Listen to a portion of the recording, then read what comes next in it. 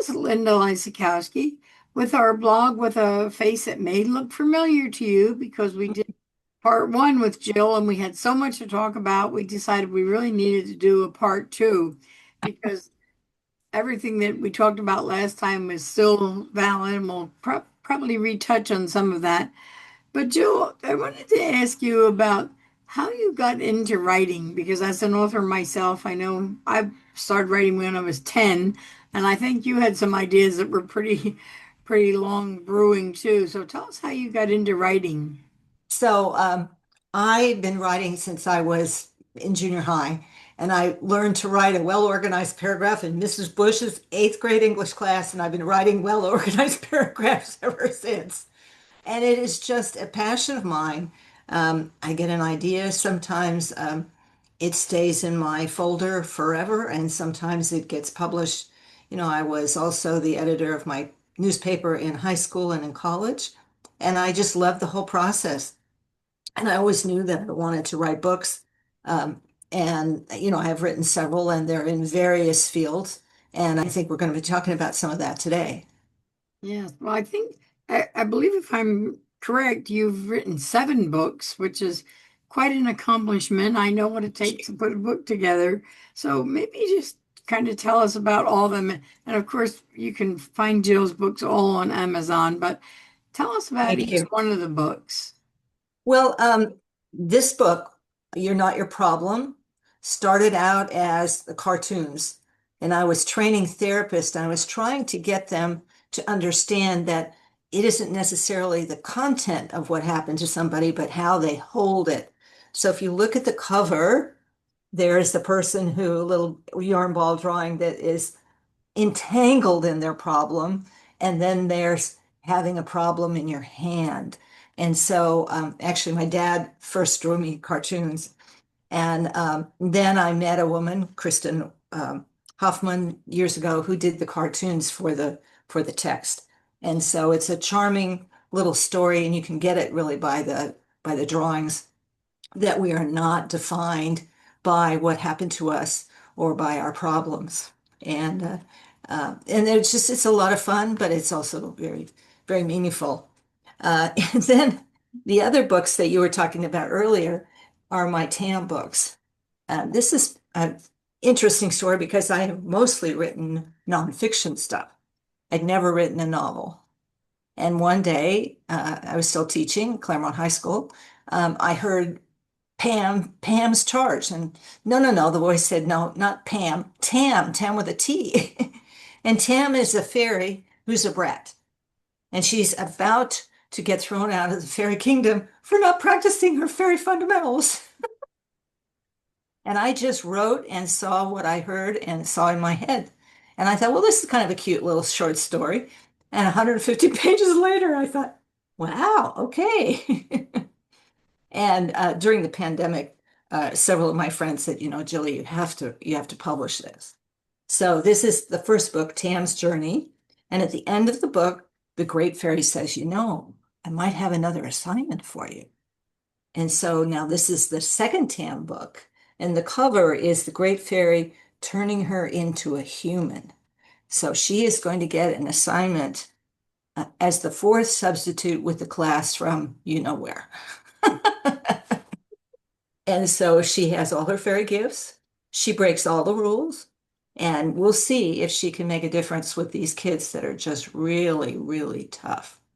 And again, it was very delightful. I hadn't planned on it. Um, the fairies learn to call the spirit of the plants and the flowers in the fairy kingdom. And at some point, one of the fairies, Pink, actually figures out how to call the spirit of a person. And we call that in shamanism soul retrieval. So I'm told by my spiritual team that there will be a third one, but they haven't started talking to me yet. So those are my 3 books. And then, of course, the latest book is The Turning Screams to Music, which is my spiritual memoir from English teacher to shamanic practitioner. And we talked about that last time. Yes, we talked about that. I want to spend a little more time on the Tam books because they are different from everything else you've written, but your background is in shamanistic work, and I wondered also talk a little bit about how you got started in shamanism? Well, for me, being a white lady from a small town in Southern California, shamanism was a world away, and not anything that I related to. But I had a car accident, which you know about. I lost the use of my arms and hands. My mom died, my dad died, all within a year. It wasn't a great year. And one of my colleagues says, Jilly, you've had a soul loss. And I went, I don't know what that is, but yeah, sure, I probably. So I had the work done. I went to a workshop with Dr. Hank Wesselman, who became my teacher. And I went, well, that's nice. But it started to get me well. And I started to heal from my injuries, and the depression was lifting. And I wanted to work again. I'm like, maybe it's that thing I did. And then I trained with Hank over 15 years. So because it was so transformational in my own life, I wanted to explore it. And it is very fast, it's very simple, and made a huge difference in my life. And it's what I've been practicing for the last 24 years and having seen several thousand people because it's very transformational. It, I think that whole soul retrieval is just an interesting concept, but it's probably confusing to a lot of people. And since you specialize in soul retrieval, um, Sure. tell us, how does somebody know that they have lost their soul and that it needs to be retrieved, and Well, we would say in Western psychology that when somebody has a death or a loss or a surgery or an accident, in my case, or a divorce, that some of us steps aside. We'd say person dissociates or goes into shock. Um, Traditional people call that a soul loss, and they had a very simple, clean way of getting those parts of us back. Sometimes they come back on their own, and sometimes they don't. And therein lies the mischief. So if you've had a trauma of any kind, whether it's a physical trauma or emotional or spiritual trauma, and you have not been the same since, that might be an indication that you've had what we would call a self loss or a soul loss. Make sense? it does it. How do you go about, if you can tell us this, how do you go about retrieving the soul? Is it different for everybody, or is it a process that pretty much falls Well, into I'll place? describe the process that I go through. And I've been trained in the Hawaiian lineage by Dr. Hank Wesselman, as I said. So I say a prayer for somebody's highest good and greatest service like you. And I tell people what it is I'm going to do. And I interview them and find out what's going on and if I can be of service. And then I close my eyes and I talk to my own spiritual team. So everybody has a spiritual team, a guardian angel, an ancestor, a deity, and they do the work. So I make the request on your behalf, and then we connect you to your spiritual team. Could be an angel, an ancestor, an animal, as I said. Then we remove whatever um, negative energy. So it might be if you are depressed and have had a loss of a loved one, there might be as something that needs to be removed here in the heart center, the heart chakra. And then I put out a call for the self parts or soul parts that need to come back. And my spiritual team brings them. And the whole process takes about an hour and a quarter for me. And it can be in you know, a session or two. So because we're moving energy, we can get a lot of work done um, that normally in therapy would take 6 months or a year, maybe. So that's very exciting. We can also get at things that we don't know. So say you're stuck on something and you've been to your therapist and your doctor and your chiropractor and your psychic, and you still can't get what it is. So sometimes spirit can show me what it is that's stuck and remove that block.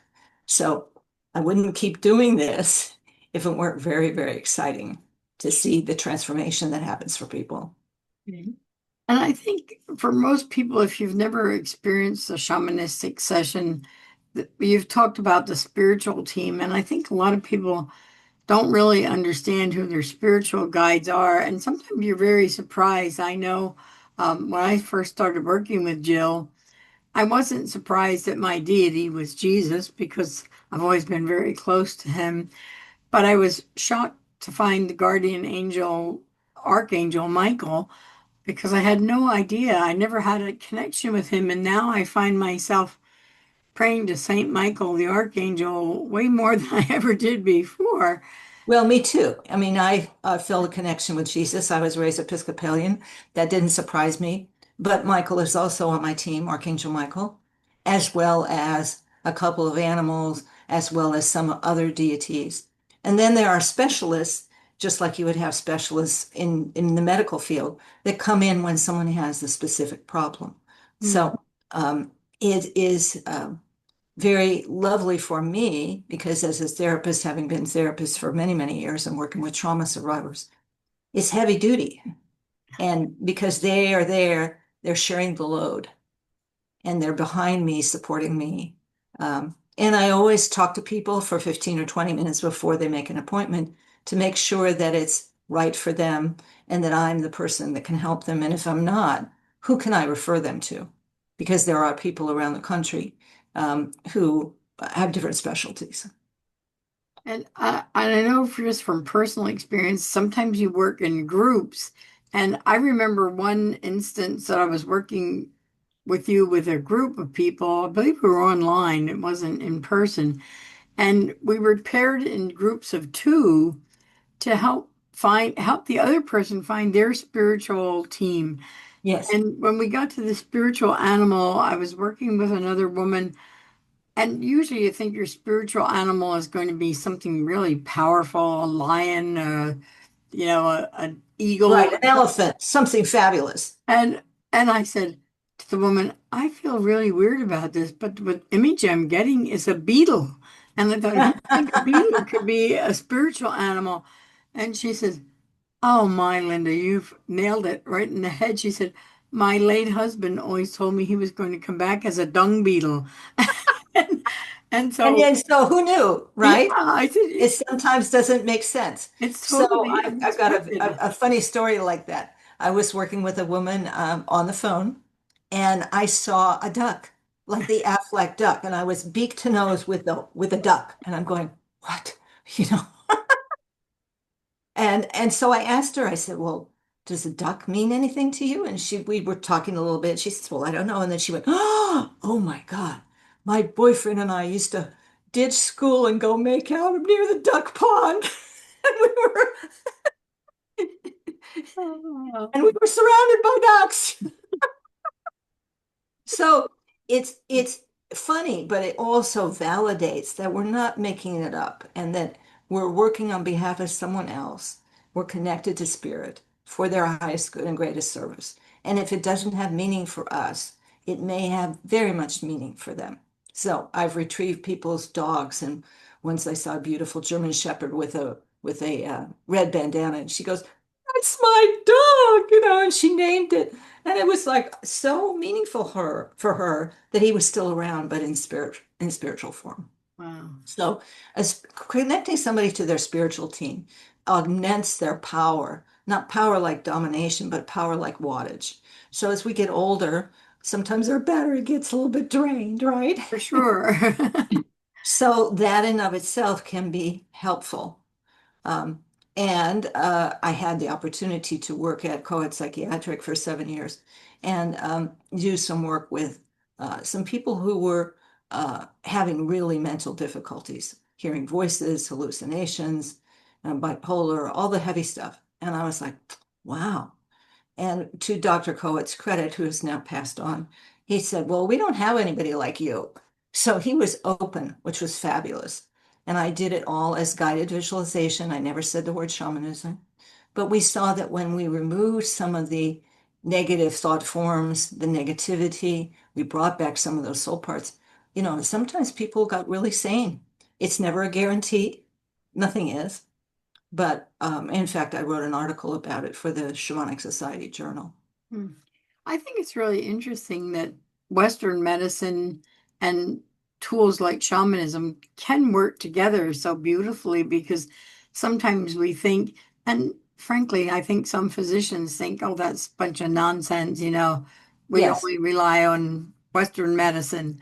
But I think it's great that they work together, and I value a doctor that believes in things like that, that knows what. Well, and I use some of both. I'm a breast cancer survivor of 10 Mm, years this month, hooray. wow.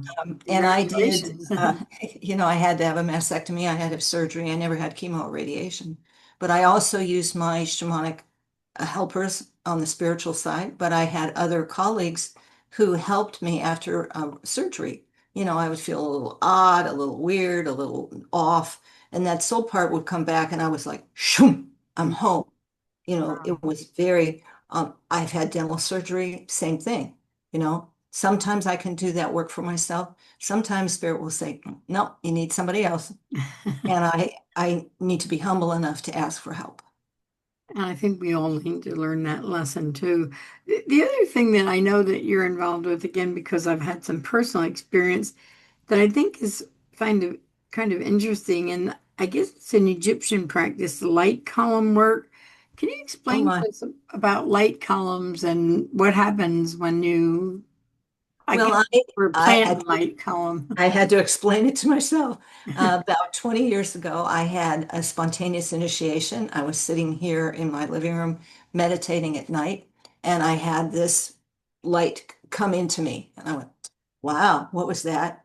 And it was fast and it was powerful, and it was gone. And then I went, all right, now I've just been given a gift. What can that do? And I was in an inquiry. And I listened to my spiritual team, and they said, well, you're going to be putting light columns in the earth. I was like, okay, show me. So I did the work, and I actually called a friend of mine who was very clairvoyant. And I said, come over and watch, because I needed to vet this. I needed to validate for myself that I wasn't like making something up. And she said, oh my God, you're forming a light column, and then you're putting it right here on your property. I was like, yes, good. I said, okay, now watch this. And the first one I put in was in the Amazon.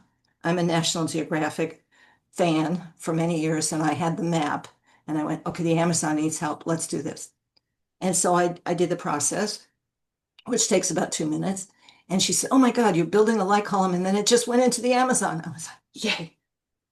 And then the next job was, how can I teach that and give that to other people so that they can practice it? And I invited her as an observer to my first workshop. I invited some people, and everybody got it, and everybody. So it is a Egyptian tradition that I think fell out of existence. And I'm one of those people who was downloaded that ancient wisdom. And it's a series of initiations. So a person who comes to the workshop can get that initiation to put in a light column anywhere on the planet. It takes about 2 minutes. And then we can also put in light columns in trees. There's a light curtain for protection around a person or around a situation or around a country.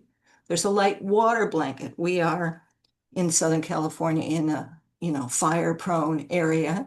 We actually have some fires going on right now. Hmm. So Spirit, I think, is giving us tools because we have such a huge need right now. Archangel Michael has given us a healing technique of the tip of the sword. I can ask him to put that on the top of your head, or he can actually, in his macro size, put it down the throat of a hurricane, which was a class 5, and the next day fell apart to a class 1. So, do we know for sure that that's helping? No, we don't have somebody who can say, I had a headache and now I don't. But I believe that these spiritual tools are being given to us to help us in this transition time. That's So if really anybody wants to know, they can certainly email me at jillraiguel@gmail.com, or they can go to my website and read more about it. okay. So, and you can help someone if they feel like a light column is needed in their community, in their home, in their life. Exactly. So I have a intersection not far from my house, about a mile, where people get off the freeway, they go too fast and they run that red light. And there have been a series of car accidents. And I went, okay, let's see what happens if we put a light column there. Boom, boom, boom, boom, boom, put a light column. No more accidents. How? Same thing with an area on the 10 freeway where every day on the radio you can hear there's a crash, there's a crash, there's a crash.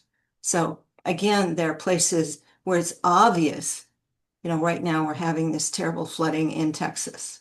So I'm going to be asking my team, what is it that we can do with the light calm work? And what's great is that I can go shamanically, I can go energetically anywhere in the world and still be in my living room. And it doesn't take like going to the gym 3 days a week for an hour. It's just a couple of minutes. So they figured, let's give them some tools that work in our United States culture where everything has to happen pretty quickly. And I've been fortunate enough to work with Jill on individually on with shamanic work, but also in groups, both online and once in person in Jill's home, and it was an amazing experience. We had, I believe they were all women, but it was just an incredible experience being with this varied group of women, most of whom had never met each other before. But how we connected. Can you kind of, in a nutshell, give us a summary of what a shamanic session looks like, whether it's online or in person, or is there a You talking difference? about a class or are you talking about a personal session? A personal session. Uh-huh.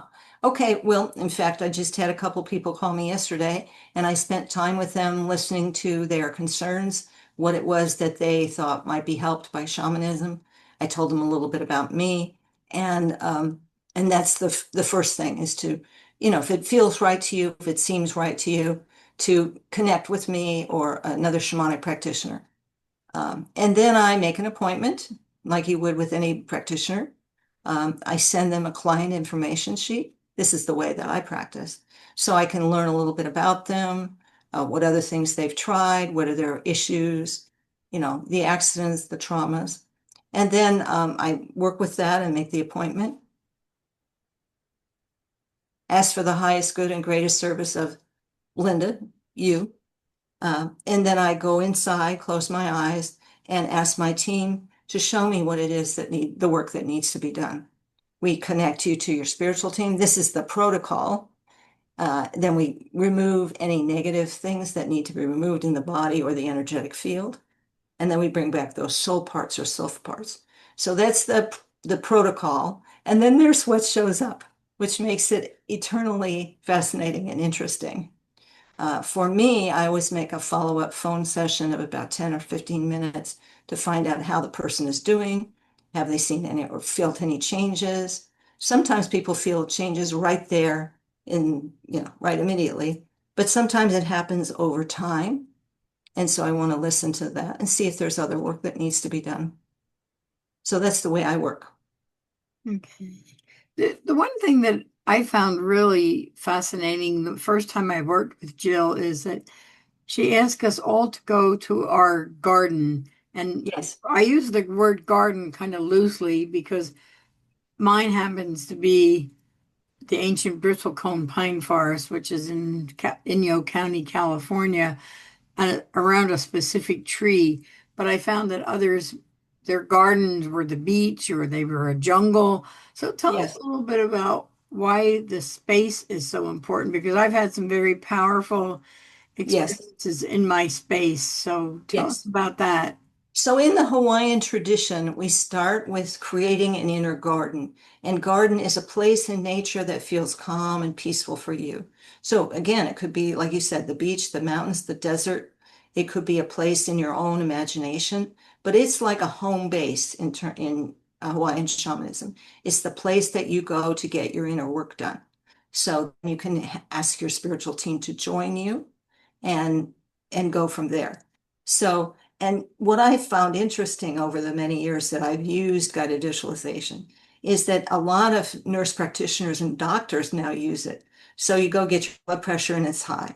And so they'll say, well, go to your calm place, go to your happy place.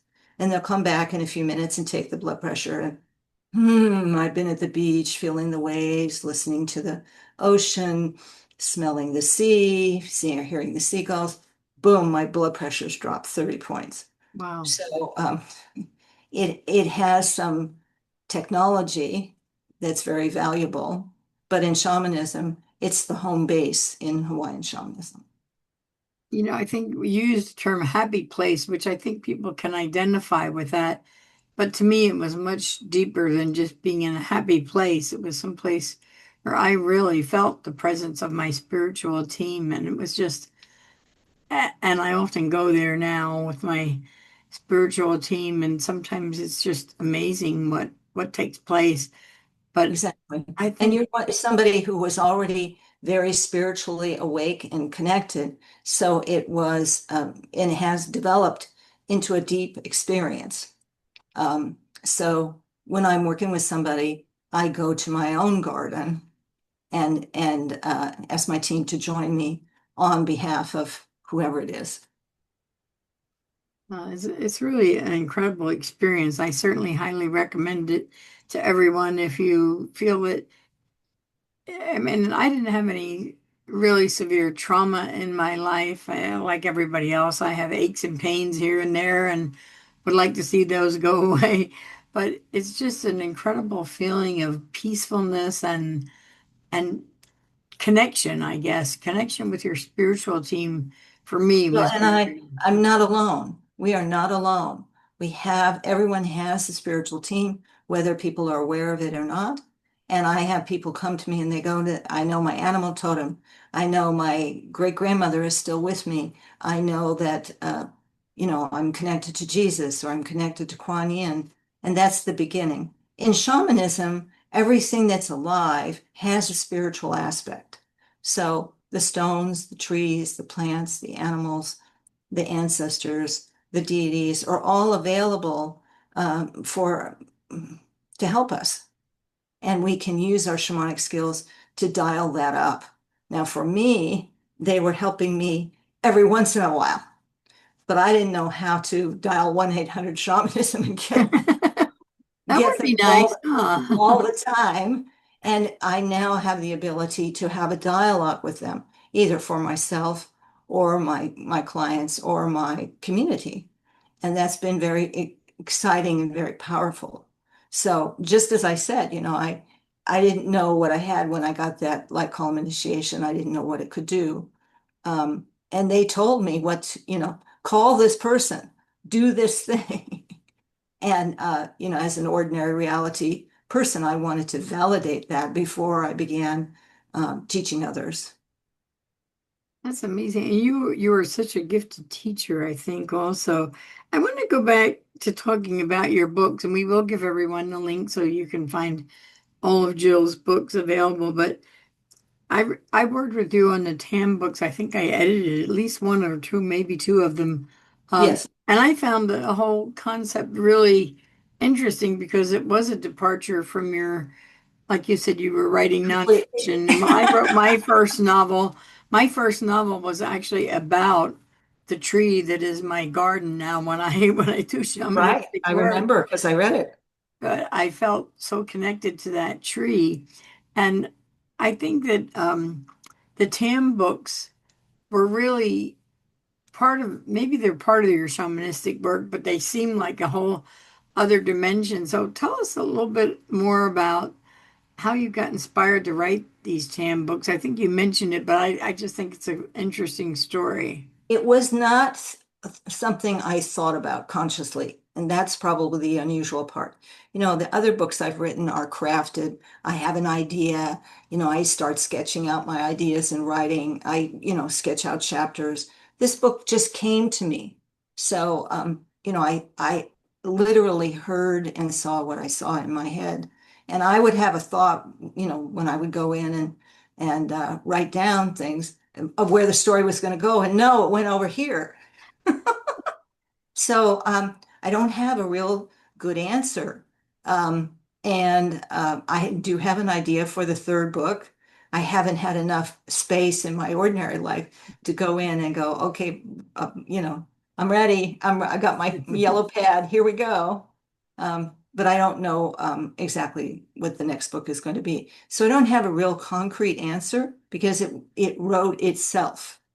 And I do know Ursula Gwynn is somebody who's written that her books, her fantasy, science fiction books, were books that she just saw in her head. So now that I'm a shamanic practitioner, I have to think that, the angels, the fairies were up there going, okay, she's one who will listen to us. Here we go.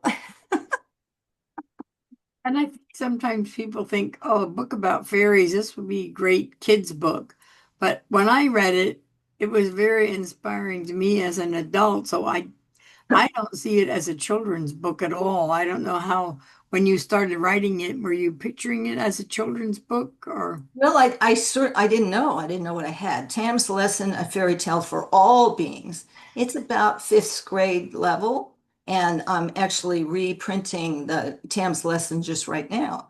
And I've got some study questions at the end, so people can discuss this with their families. They can discuss it with, teachers reading it out loud, discuss it with their kids. Um, but I haven't got a real answer. It just was there. So one day you'll just sit down and start writing and it will create itself. That's how I typically write. I don't really start with the way most writers do. Oh, that the people Right. always tell you have to have an outline and you follow your outline. This was no outline. And And that's how I write too.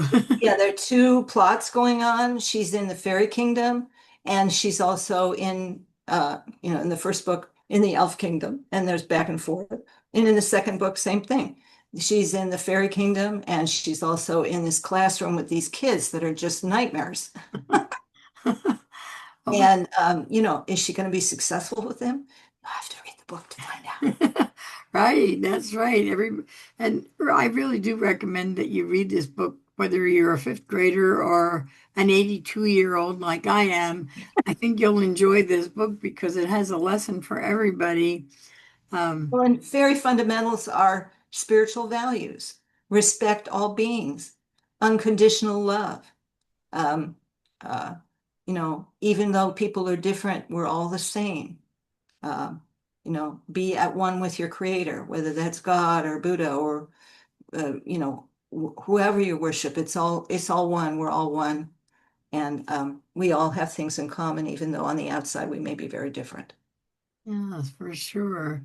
Um, what else would you like to tell us about either the Tam books or your shamanistic work? Because I think it's becoming more and more popular. I've talked to more and more people who are seeing the value in this. So, what did we not talk about yet that you would like to get Well, through to if you are people? interested in a shamanic session, I'm in Southern California and you can certainly contact me at my website, shamanichealingtherapy.com.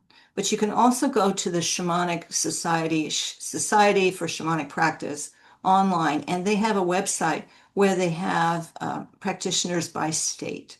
So if you want to see somebody face to face or you want somebody more local, you can go to that organization. When I first started practicing, there were about 2,000 people in the Shamanic Society. Now there are over 11,000, and they're in the US, Canada, Ireland, and England. So all over, people are practicing in various traditions, the Celtic tradition, the Hawaiian tradition, the Tibetan tradition. All indigenous peoples had a shamanic tradition, and the core is just what I said, connecting people to their team, doing extraction work, removing stuff, bringing back soul parts. And people practice differently. And I would say, just as, picking a doctor or picking a healer of any kind, you want to feel connected to that person. You want to feel that you can trust them, that they are competent. So ask them their training, ask them their credentials. Mostly now people come to me referred by someone who's been to see me. But now that I have more of a web presence, I found somebody called me from another state and I said, "How in the world did you find me?" And they said, "I don't know. I think we read an article." So let me just put this on hold. Okay, we're good. So if it calls to you, if it seems like something you want to explore, there are resources online. You can actually Google soul retrieval. I had one person from the East Coast who said, I said, "Well, how'd you find me?" She said, "I just put in soul retrieval and I saw your picture. I went, you're it." Wow, that's amazing. So I'm thrilled that the internet is helping people connect with each other. And that's one of the gifts of the internet. Whether you're So, finding a long lost relative or you're finding a soul retrieval practitioner. yeah. Well, for the most part, as I understand it, shamanism was very prevalent for probably centuries with the indigenous people. Correct? Thousands of years, tens of thousands of years. Wow. My mentor, Dr. Betty Kovacs, she would That's book really, about the history of shamanism in Western civilization. oh. It goes way, way, way, way back. And maybe possibly starting in Siberia in an area called Alta. Hmm. So, and then found its way across Asia, across Europe, and into the United States. And that possibly could be the root culture. It fell out of existence in the United States, but we all have, if we go back far enough, roots, indigenous roots in the shamanic tradition. Hmm. And so now it's becoming more and more popular because it's, as I said, one or two sessions, there's no known side effects, and it can be very transformational. Right. And I think people are looking for something, especially today, more natural healing. And Yes, instead of being always popping a pill for everything that they feel is wrong with them. yes. I think we have a lot to gain by this. But so because the light calm work came from Egypt, I'm assuming that some of the ancient Egyptians were also practicing shamanism. Is that correct? Oh, I'm sure, yes. The Egyptians, the South Americans, the Aztecs, the Mayans, all of the ancient cultures who had very advanced civilizations um, probably were doing spiritual work, closing their eyes, connecting to the deities. And Mm-hmm. um, in many of the rituals and ceremonies are shamanistic, although maybe that word isn't used. This is just it's so fascinating to me to think that, people can be healed in unexpected ways like this of many things that mentally, physically, probably that just, Well, and many people ask me, well, how does it work? And the answer is, we don't know. I was gonna say, do We we don't know? know. Maybe in the next 5 or 10 years, somebody or somebody's will do some research and find out. For me, it doesn't matter because I see that it gets results. Hmm. So people can go to shamanic healing therapy and contact me. I'd love to hear from you if you have a question or you think you might want to do some work. Okay, well, this has just been fascinating. I may have to have you back for a third time. Who knows? We have Well, so it's my pleasure. so much to talk about. Is there any other parting words that you would like to share with people? Well, I would say, first of all, as someone who had an injury that was supposedly never to be healed, that healing is possible.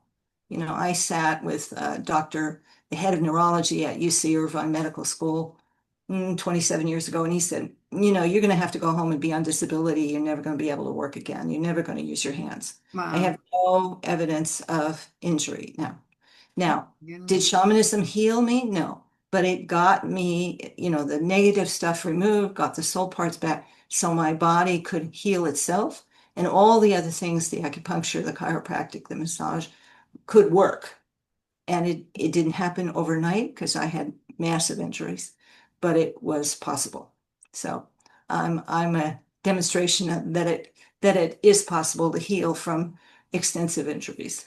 Well, you're certainly an inspiration for me and for, I think, hopefully our listeners also will be inspired by this. So I definitely recommend that you, if you're interested in learning more about shamanistic work, to contact Jill and get her books and read them because they're all really good. And like I said, even if you're way beyond fifth grade. I think you'll enjoy the Tam books because I know I did. And I thought, this is really, really interesting. There was what I guess it was the first one where there was sort of a battle between the fairies and the elves. I, I found that really intriguing, that because it relates so much to our human life, that Exactly. where Exactly. sometimes it battles with people and we need to put ourselves in the other person's position and maybe some of those wars that we're at in this Well, world. in the We're, first story, Tam gets banished, and she gets banished to the elf kingdom, and she hates elves, and they're green. Ugh, ugh, ugh. And she has been so selfish. And one of the fairy fundamentals is to be of service. And so she has to figure out how can she be of service to these beings that she doesn't like. So I don't want to give too much of the story away, but it does have a lot of relationship. It does relate to what's going on in the Right. world. I think so. I think we can all learn from Tam. So, well, I Yes, want to thank you, Jill, again for being my guest for the second time. my Um, pleasure. Been and fun. like I said, everyone, you should pick up Jill's books.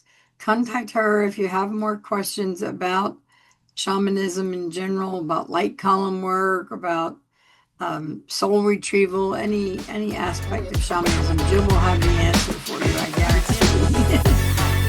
Okay, thanks, Jill. Thank you.